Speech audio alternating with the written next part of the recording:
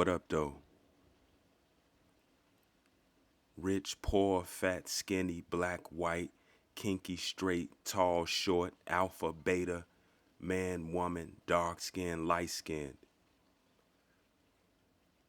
Rich, poor, fat, skinny, black, white, kinky, straight, tall, short, alpha, beta, man, woman, dark skinned, light skinned. Old, young. Old, young. Old, young, the most important of these contentious comparisons because it separates families.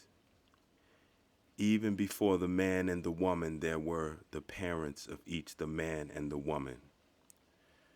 When I was 7 years old, I looked up to 13-year-olds. When I was 13 years old, I looked up to 16-year-olds. Sadhguru said, never look up to anyone and never look down on anyone. When I was 16 years old, I thought I knew everything. When I was 19 years old, I was on autopilot, on a course to destruction.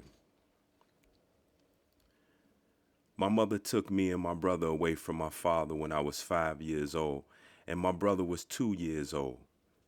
By 5 years old and 2 years old, my brother and I had a solid bond with my father. Of course, why wouldn't we? Beyond this, Ma had given me countless scenarios where she identified, prophesied specifically the results of the behavior that I chose to exhibit. I heard, I didn't listen. I experienced, and the outcomes were violent, sometimes close to fatal, and more importantly, a waste of time. Parents and other family members give up, not for lack of love. They give up for a lack of their instruction bearing fruit, a lack of purposeful direction. Family yield and say, he or she has to make his or her own mistakes and learn from his or her experiences. I would say, without speaking, I have to make my own mistakes and I have my own experiences.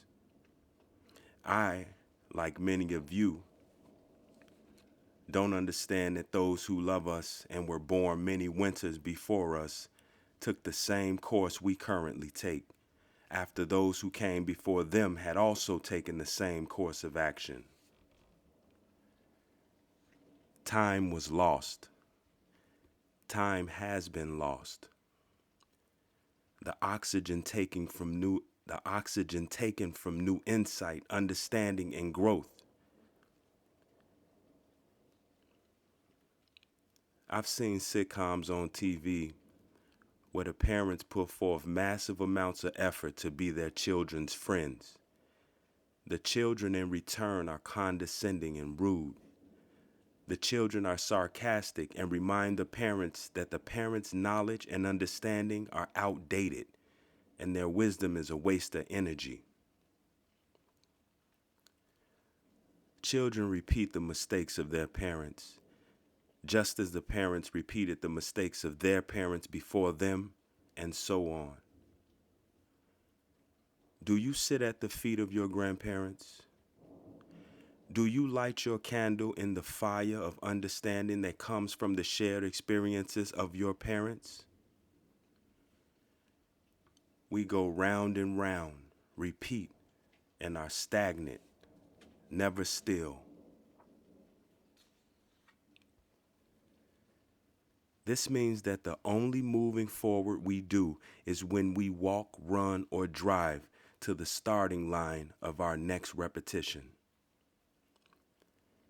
Y'all tell me, what should we do? Do the right thing.